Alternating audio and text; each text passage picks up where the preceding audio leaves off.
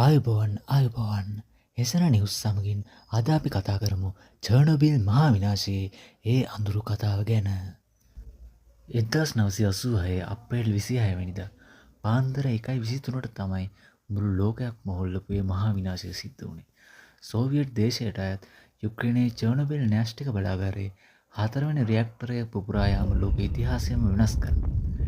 මේක කොයිතරම් ප්‍රබල පිපිරීමක්ද කිව්වොත් ජපානයේ හිරෝෂිමා වලට දාපු පරමාණු බෝම්බය වගේ 400 ගුණයකට වඩා වැඩි විකිරණ ප්‍රමාණයක් මේ අනතුර නිසා පරිසරයට මුදා හැරුණා. ඇත්තටම මේ න්‍යෂ්ටික බලාගාරයක් ඇතුලේ මොකද්ද වෙන්නේ? ගොඩක් අය හිතන්නේ මේක හරි අద్భుත දෙයක් කියලා. හැබැයි සරලවම කිව්වොත් මේකත් සාමාන්‍ය ගල් අඟුරු බලාගාරයක් වගේම තමයි. මේ දෙකේම අරමුණ ජලය රත් කරලා ඒ වාෂ්පයෙන් ටර්බයිනයක් කරකවලා විදුලිය නිපදවන එක. වෙනස තියෙන්නේ වතුර රත් කරන්න ගන්න ඉන්ධනවලයි. න්‍යෂ්ටික බලාගාරයකදී කරන්නේ යුරේනියම් 235 පරමාණු විඛණ්ඩනය කරන එක. මේ ක්‍රියාවලියේදී පරමාණුවක න්‍යෂ්ටියට නියුට්‍රෝනයකින් පහර දුන්නම ඒක කැඩිලා විශාල තාපයක් වගේම තවත් නියුට්‍රෝන පිට වෙනවා. මේවා තවත් පරමාණු වල වැදිලා දිගටම සිද්ධ වෙන දාම ප්‍රතික්‍රියාවක් ඇති කරනවා. මේක පාලනය කරන්න කන්ට්‍රෝල් රොඩ්ස් පාවිච්චි කරත් එදා රෑ කරපු පරීක්ෂණයකදී ඇති වුණු තාක්ෂණික දෝෂයක් නිසා රියැක්ටරය පාලනයෙන් තොර වුණා. රියැක්ටරය ඇතුලේ උෂ්ණත්වය ලෝහ පවා දියවන මට්ටමට වැඩි වෙලා ඇති වුණු අධික වාෂ්ප පීඩනය නිසා ටොන් 2000ක් බර පියනක් පිසි වෙලා ගිහින් මහා පිපිරීමක් සිද්ධ වුණා. ඒත් එක්කම පිටවුණ විකිරණ වලාකුළු මුළු යුරෝපය පුරාම පැතිරලා ගියා.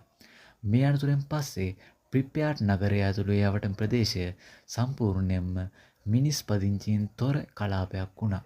විද්‍යාඥයන් කියන විදිහට මේ ප්‍රදේශය ආයමත් මිනිස් වාසයට සුදුසු වෙන්න තවත් අවුරුදු 20000ක් සමහර විට ලක්ෂ 5ක් විතර කාලයක් ගත වේවි. අදටත් චර්නොබිල් කියන්නේ මිනිසා අතින් සබාදාමට සිද්ධ වෙච්ච ලොකුම අත්වැරදීමක් විදිහට ඉතිහාසයට එකතු වුණ පාළු නගරයක්. දැන් අපි චර්නොබිල් ගැන ඔබ නොදන්නා අතිශය භයානක කරුණු 6ක් ගැන කතා කරමු. 1. එලිෆන්ට්ස් ෆුට් අලියාගේ පාදය. පිපිරීමෙන් පස්සේ රියැක්ටරය ඇතුලේ තිබුණු යුරේනියම් වැලි සහ කොන්ක්‍රීට් දිය වෙලා ලාවා වගේ ගලාගෙන ගියා. මේවා මිදුණට පස්සේ හැදුණු අඩි කිහිපයක් විශාල කළු පැහැති කොටස හඳුන්වන්නේ අලියාගේ පාදය කියලා. මේක කොයිතරම් විකිරණශීලීද කියනවනම් ඒ කාලේ මේ ළඟ විනාඩි 5ක් හිටියොත් ඕනෑම කෙනෙක් මිය යනවා. අදටත් මේක ලෝකයේ තියෙන භයානකම වස්තුවක් ලෙස සැලකෙනවා. 2. රතු වනාන්තරය රෙඩ් ෆොරස්ට් පිපිරීමෙන් පිටවුණු අධික විකිරණ නිසා බලාගාරය අවට තිබුණු පයින් වනාන්තරය සම්පූර්ණයෙන්ම රතු තඹ පැහැයට හැරිලා මිය ගියා. අදටත් මේ ප්‍රදේශය හඳුන්වන්නේ රතු වනාන්තරය කියලා. පුදුම දේ තමා මිනිස්සු නැති නිසා දැන් මේ වනාන්තරය වනසතුන්ගේ පාරාදීසයක් වෙලා තිබීම. 3. මිනිත්තු 1මාරක වීරත්වය. රියැක්ටරය උඩ විසිරලා තිබුණු විකිරණශීලී ග්‍රැෆයිට් කෑලි ඉවත් කරන්න බයෝ රොබොට්ස් එහෙමත් නැත්නම් මිනිසුන් 3828 දෙනෙක් යෙදෙව්වා. ඔවුන්ට එක වතාවකට වැඩ කරන්න ලැබුණේ තප්පර 90ක් වැනි කෙටි කාලයක් විතරයි. ඒ තරම් කෙටි වෙලාවකදී පවා ඔවුන්ගේ ශරීරයට දරාගත නොහැකි විකිරණ ප්‍රමාණයක් ඇතුළු වුණා. 4. අතහැර දැමූ විනෝද උයන. ප්‍රිප්‍යාට් නගරයේ තිබුණු රෝද සවාරිය සහිත විනෝද උයන විවෘත කිරීමට නියමිතව තිබුණේ 1986 මැයි 1 වෙනිදා. ඒත් අප්‍රේල් 26 අනතුර නිසා ඒක කවදාවත් විවෘත වුණේ නැහැ. අද ඒක චර්නොබිල් බලාගාරයේ විනාශයේ සංකේතයක් වගේ නිශ්ශබ්දව නැගී සිටිනවා. 5. රොබෝරු පවා අක්‍රිය වීම. බලාගාරයේ සුන්බුන් ඉවත් කරන්න මුලින්ම යෙදෙව්වේ ජර්මනියෙන් සහ ජපානයෙන් ගෙනාපු දියුණු රොබෝවරු.